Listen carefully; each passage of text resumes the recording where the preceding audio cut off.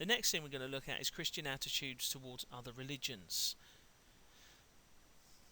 Jesus said, "I am the way, the truth and the life. No one comes to the Father except through me." Now, this for some is a very exclusive way.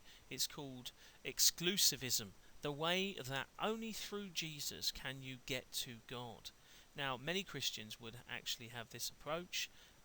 They would be exclusive in their ideas that only through Jesus can you get to God. And therefore all other religions are not necessarily totally wrong, but can never lead you truly to God because of what Jesus said. And these would be exclusivist Christians. Now, clearly this can be seen as intolerant and discriminatory.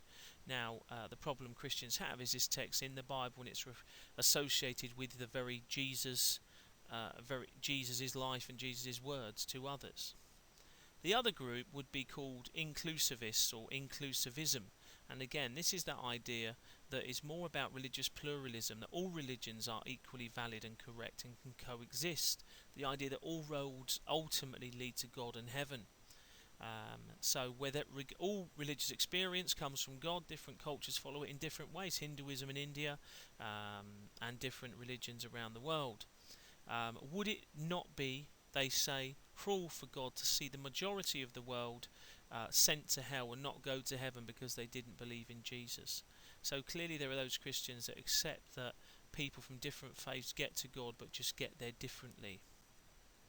This idea of God being love suggests that can God lead people out of heaven, leave people out of heaven because they don't believe in Jesus? What about if you grow up in a country where there is no teaching about Jesus? It's a different religion, and ultimately as human beings, if there is a God, only God ultimately can answer that question or can judge those human beings in any way that is appropriate.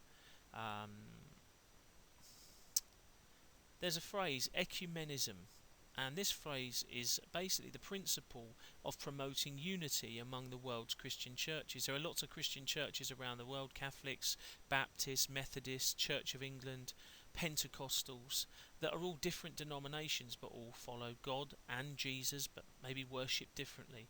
So how do these particular groups actually work together?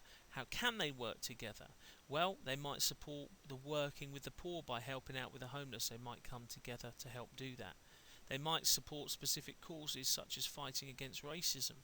They might pray together at special events. They might all get involved in politics to work for a fairer society. And these are all ways that the Christian church could actually get together to get behind a particular cause and actually work together. That's what ecumenism actually means.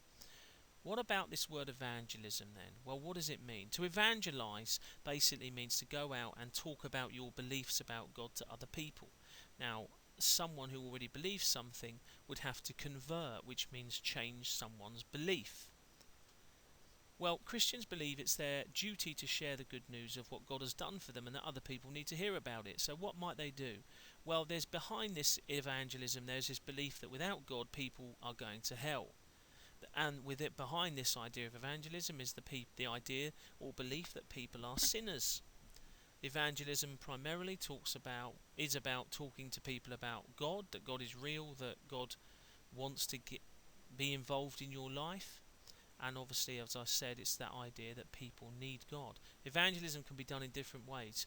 Just going to church, going to an alpha course, there you start to learn about God. But it seems to be something that even Jesus said, go and make disciples of all nations. That is what evangelism means, sharing the good news. Well, again, let's review that. Can you give a definition of exclusivism?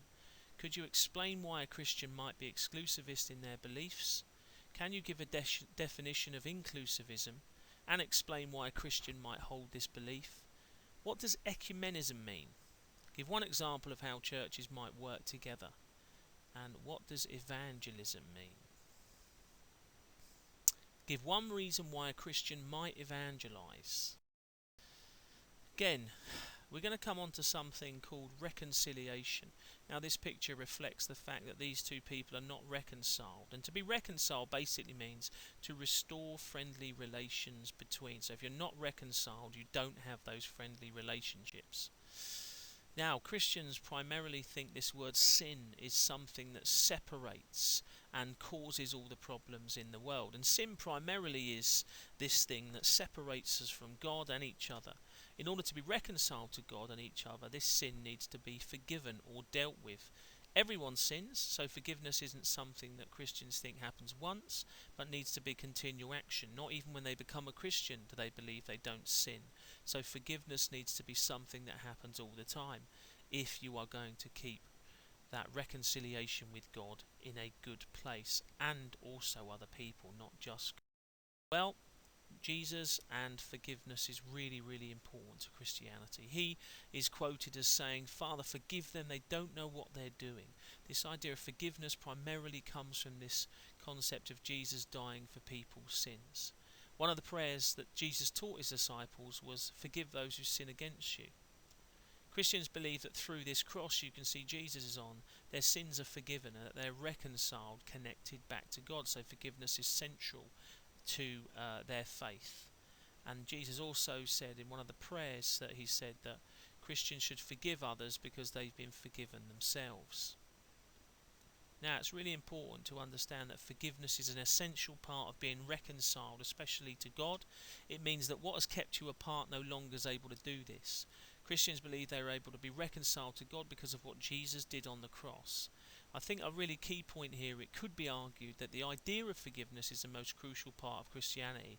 Without forgiveness, you don't really have Christian faith, because the cross is where God is able to forgive people because of what Jesus did.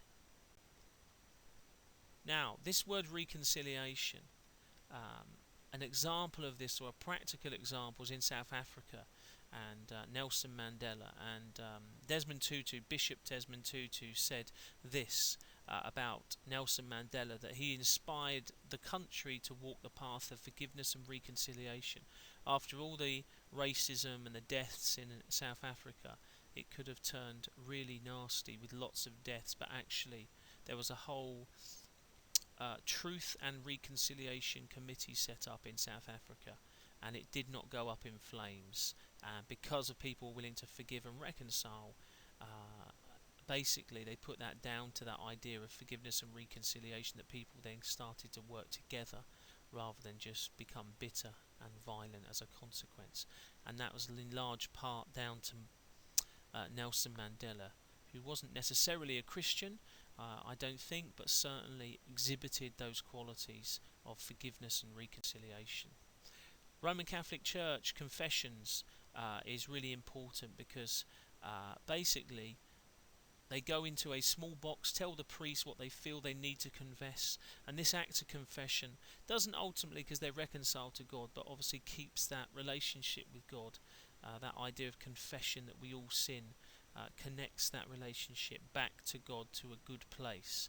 So to Roman Catholics, reconciliation and forgiveness and confession are all interlinked and are all really important to keep their relationship with God real. Again, let's review these. Can you now give a definition of reconciliation? Can you explain why forgiveness is important in Christianity? What is confession? Why might a believer forgive someone who wrongs them? What might be a practical effect of reconciliation? What does evangelism mean? I think we've already covered that one. What is sin and how does it affect people? Finally, there are some key words you need to be familiar with, and you need to know the terms, and I'm just going to leave them there for you to look at, but you've got to make sure that each one of those terms and words you can describe and explain how they're used and what they're used and in what way they're used as well. This is the end of this revision video for Unit B604. Hopefully we've covered a lot of stuff. You might need to go back and look over it. It's been a long video, but I hope it's useful in order for you